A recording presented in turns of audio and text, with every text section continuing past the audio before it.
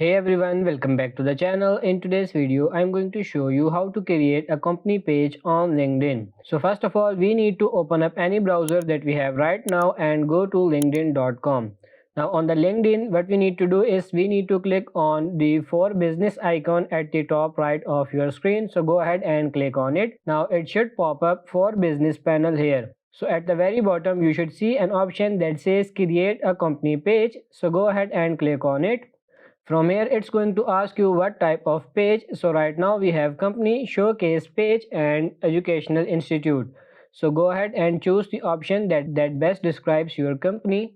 In this case, let's go ahead and click on company here. Now in the next page, you need to provide the following details. So that includes the name, LinkedIn company or the unique LinkedIn address, the website, industry, organization size, organization type, the logo for it and the tagline for it. Now in this case, once you provide all the information, you can just go ahead and click on I verify that I am authorized representative of this organization and just click on create page to successfully create your page. And that's pretty much it. I hope this video was helpful. If it is, like it and subscribe to the channel. Thank you.